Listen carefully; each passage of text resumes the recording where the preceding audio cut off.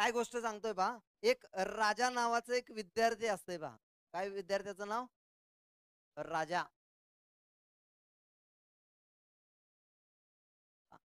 राजा नावाचा विद्यार्थी असतोय पहा. हे राजा लय हुशार असतंय. हे काय करतंय पहा, हे गणित, भूमिती, भूगोल यांचा ग्रंथ लिहितंय. काय लिहितंय? ग्रंथ. म्हणजे पुस्तक नाही लिहित पहा. मी पुस्तक शब्द वापरत नाहीये.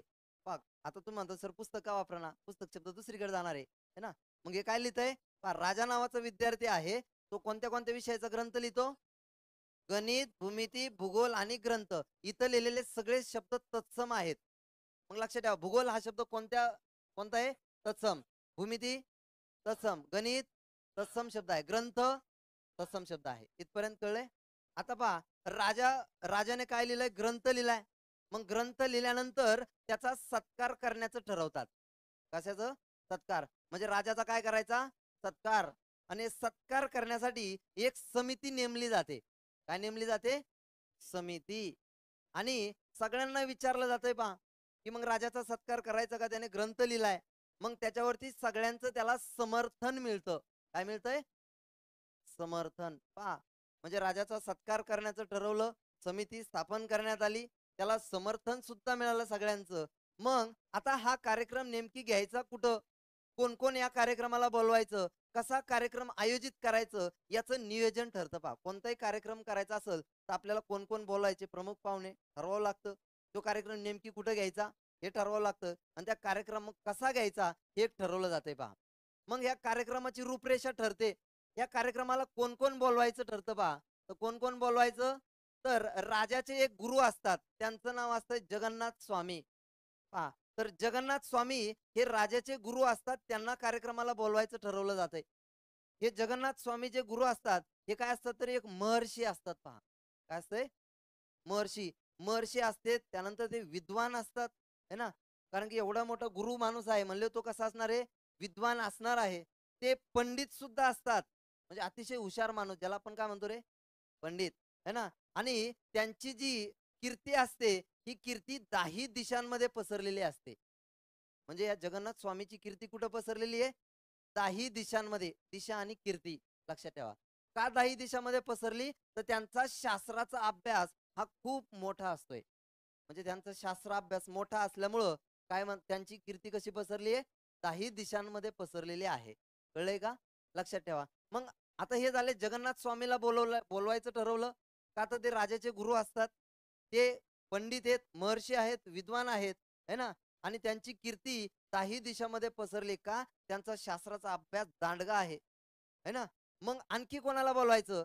तर त्या राजाच्या गावामधले काही लोक असतात. मग त्या गावामधले कोण कोण बोलवायचे? तर त्या गावामध्ये असणारे जे कवी आहेत, कवींना आमंत्रित करायचं ठरवलं जातंय. त्यानंतर काही संत लोक आहेत, त्यांनाही आमंत्रित करायचं ठरलं जातंय पहा. त्यानंतर काही ऋषी आहेत, काही मुनी आहेत, काही मग त्या गावामध्ये असलेले माता, पिता, भगिनी, पुत्र, कन्या, पती, पत्नी, हे जेवढे काही आहेत गावामधली लोक, हे त्या कार्यक्रमाला बोलवायचं ठरवलं जातंय. समजतंय का? कोण कोण कार्यक्रमाला येणार आहे गावातले पहा? कवी, संत, ऋषी, मुनी, माता, पिता, भगिनी, पुत्र, कन्या, पती, पत्नी, हे सगळे त्या कार्यक्रमाला बोलवायचं ठरवलं जाते. त्याच्यानंतर या राजाचे काही मित्रही असतात, मित्र मैत्रिणी, त्यांनाही आमंत्रित करण्याचं ठरवलं जातंय. मग राजाचे मित्र कोण? तर बघ, हरी, प्रकाश, कविता, आकाश, गणेश, उत्तम, उमेश, अभिषेक, प्रीती, गीता, लीला यांना सुद्धा त्या कार्यक्रमाला आमंत्रित केलं जातंय. हे सगळे राजाचे मित्र मैत्रिणी आहेत. लक्षात ठेव. कोण कोण आहेत? हरी, प्रकाश, आकाश, गणेश, उत्तम, उमेश, अभिषेक, प्रीती, गीता, लीला, हे राजाचे मित्र मैत्रिणी सुद्धा या कार्यक्रमाला बोलवण्याचं ठरवतंय. म्हणजे कार्यक्रमाला एवढी लोक बोलवणार आहेत. समजले? आता त्या कार्यक्रमाची रूपरेषा ठरवली जाते. मग हा कार्यक्रम कधी घ्यायचा, है ना? याच्यासाठी एक शुभ दिन ठरवला जातो. म्हणजे कार्यक्रम कधी घ्यायचा, तर याच्यासाठी एक शुभ दिन ठरवतात. एक तिथी ठरवतात. तिथी म्हणजे तारीख. तारीख म्हणत नाही, तारीख शब्द पुढे येणार आहे पहा. तर एक तिथी ठरवली जाते आणि ती तिथी कोणती असते? त्या दिवशी काय असते? चतुर्थी. चतुर्थीचा दिवस हा सत्कार समारंभाचा ठरवला जातोय. मग नंतर आता त्या कार्यक्रमा दिवशी करायचं काय काय मग? तर त्या कार्यक्रमाच्या दिवशी यज्ञ करायचं ठरवलं जातंय. काय करायचं त्या कार्यक्रमाला? यज्ञ करायचा मोठा, मोठा यज्ञ करायचा आहे, होम करायचा. होम कळतंय? हां, म्हणजे यज्ञ होम करण्याचं ठरवलं जातंय. आता यज्ञ करायचं म्हणल्यावर काही साहित्य सोबत लागणार आहे. मग काय लागेल रे यज्ञ करायचं म्हणल्यावर? काही पुष्प लागतील, है ना? त्याच्यानंतर जल लागेल, दही लागणार आहे. त्याच्यानंतर त्यासाठी अग्नी लागेल, अग्नी यज्ञामध्ये अग्नी लागेल ना? म्हणजे हे सर्व गोष्टी लागणार आहेत. असं नियोजन सगळं ठरलं जातंय आणि हा यज्ञ सगळा सूर्य ताऱ्याच्या साक्षीने पार पाडायचा असं ठरलं जातं. सूर्य आणि ताऱ्याच्या साक्षीने हा कार्यक्रम करायचं ठरवलं जातंय. मग हा कार्यक्रम घ्यायचा कुठं? है ना? म्हणजे या कार्यक्रमाचं नियोजन ठरलं जातंय. कुठं घ्यायचा? तर एका अरण्यामध्ये घ्यायचा. कुठे घ्यायचा? अरण्यात. अरण्यात का घ्यायचा? तर तिथं पशुपक्षी असतात, है ना? त्याच्यानंतर अजून काय असतं रे? अरण्यामध्ये नदी वाहत असते, वृक्ष पण असतात, है ना? मग या अरण्यामध्ये काय असतंय, जिथं घ्यायचा आहे कार्यक्रम ते म्हणजे अरण्य. अरण्यात पशुपक्षी आहेत, नदी आहेत, त्यानंतर वृक्ष आहेत. हे सगळं ठरलं जातं तिथं कार्यक्रम आपण घेऊयात. आणि तिथंच का घ्यायचं? तर तिथं विष्णू भगवानाची मूर्ती असलेलं एक मंदिर असतंय. अरण्यामध्ये काय आहे? विष्णू भगवानाची मूर्ती असलेले एक मंदिर. मंदिरालाच काय म्हणतात रे? देवालय असं म्हणतात. म्हणजे तिथं एक विष्णू भगवानाची मूर्ती असलेलं एक मंदिर आहे, देवालय आहे. तिथं आपण कार्यक्रम घेऊ असं ठरलं जातंय पहा. आणि तिथं आलेले लोकं मग काय करतील रे? विष्णू भगवानाचं दर्शन घेतील, है ना? मग नंतर तिथं आलेल्यांना नैवेद्य मिळेल.